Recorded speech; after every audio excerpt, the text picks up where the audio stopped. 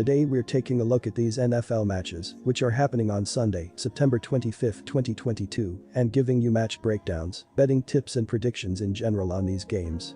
Welcome back to High Stakes, let's get straight into it. Also, don't forget to subscribe and push that notification bell to get notified as soon as we release these sport prediction videos, and if you would like more betting tips and predictions, then check out our Patreon in the link down below.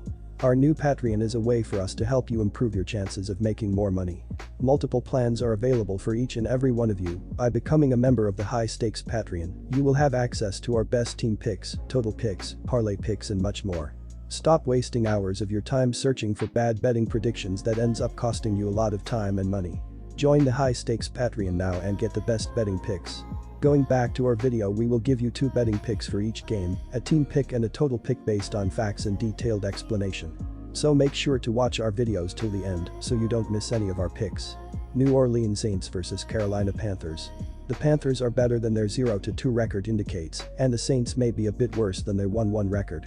The Panthers have one of the better defenses in the NFL, as evidenced by their ability to shut down the Giants' rushing attack this week. The Panthers were gouged in Week 1 by the Browns' running game, but bounced back in Week 2. Carolina has excelled against the pass, ranked 3rd in yards allowed thus far. With Kamara banged up and Mark Ingram too far from the explosive runner he's been in the past, the Panthers will force Jameis Winston and his balky back to beat them.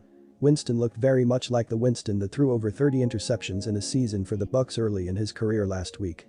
The Panthers also got some good news last week with the play of McCaffrey, who looked quick and elusive against the Giants. His ability to run will open up the field for Mayfield and give the Panthers more opportunities to make big plays. The Panthers will cut down their mistakes this week and produce in the red zone while forcing Winston into mistakes of his own. Panthers plus 2.5 points. The two teams will be looking to score points against their divisional rival. The Saints scored 27 points against the Falcons in Week 1 on the road. They have the capability to score points in bunches, as Winston has thrown an average of 37 passes in the first 2 games. Carolina has scored an average of 20 points per game this season. They are also giving up 22.5 points per game. The over 5-1 in the Saints' last 6 games on grass. The over is 6-1 in the Panthers' last 7 games on grass. The total seems too low for these teams that want to use their offensive weapons throughout the game. Our total pick is over 40.5 points. Detroit Lions vs Minnesota Vikings. Lions quarterback Jared Goff was 20 of 34 for 256 yards with 4 touchdowns. Wide receiver Amon-Ra St. Brown had his second straight big week. He caught 9 passes for 116 yards and 2 touchdowns, while also leading the Lions in rushing with 68 yards on just 2 carries. A banged-up DeAndre Swift also had a big day with 5 carries for 56 yards and 2 catches for 31 yards and a touchdown.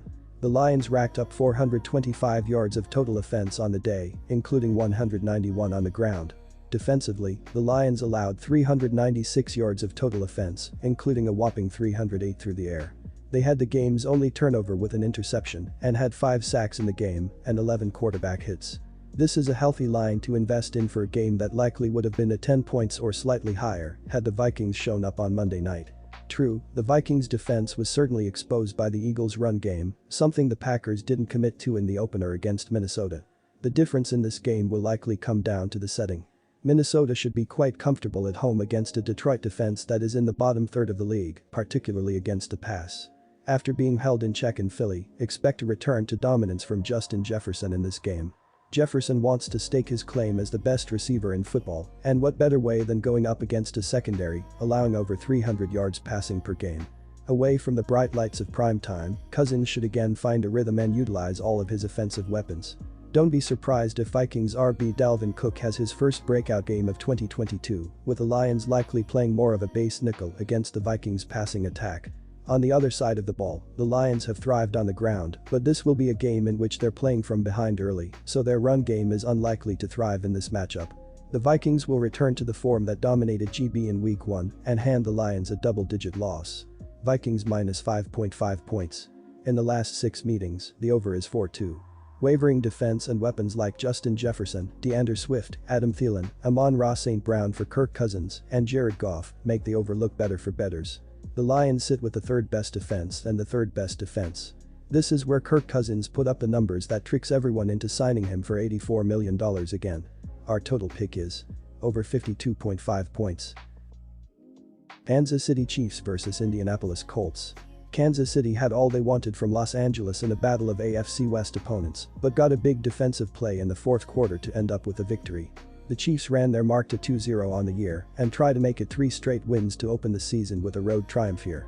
Against Los Angeles, Kansas City trailed 17-7 in the early stages of the third quarter before reeling off 20 straight points to take a 27-17 lead with 3:20 to play. The Chargers drew within 3 points with 1:11 to play, but Kansas City recovered the ensuing onside kick to preserve the win.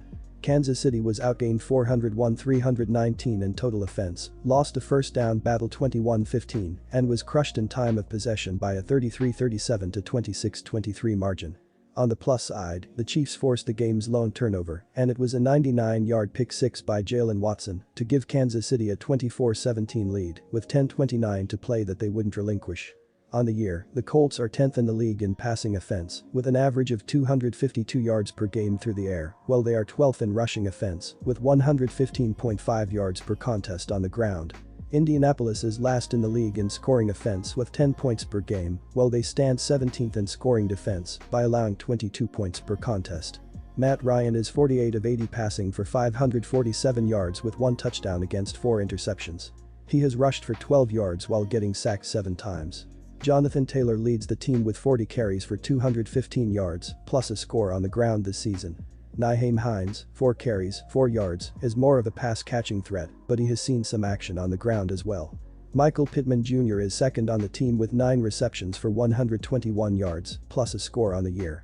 Hines, 10 catches, 87 yards, Taylor, 5 receptions, 23 yards, Mike Strachan, 3 grabs, 59 yards, Mo Cox, 3 catches, 35 yards, and Paris Campbell, 3 receptions, 36 yards, have each been involved in the early going this season. Rodrigo Blankenship has hit 2 of 2 extra point attempts and 2 of 3 field goal attempts with a long of 45 on the year. We've seen completely different performances from these teams in the opening 2 weeks of the season. The Chiefs have knocked off the Cardinals in blowout fashion before taking down the Chargers in their Week 2 tilt. Indianapolis did next to nothing in the first 3 quarters against Houston before rallying to tie that game. That was followed by doing absolutely nothing against the Jaguars in Week 2. While the potential for this being a trap game for the Chiefs does linger in one's mind, the fact remains that we have to see something from the Colts before you can have faith in them. Kansas City is the better team right now, and based on what we've seen, you have to think that the Chiefs win this one by double figures.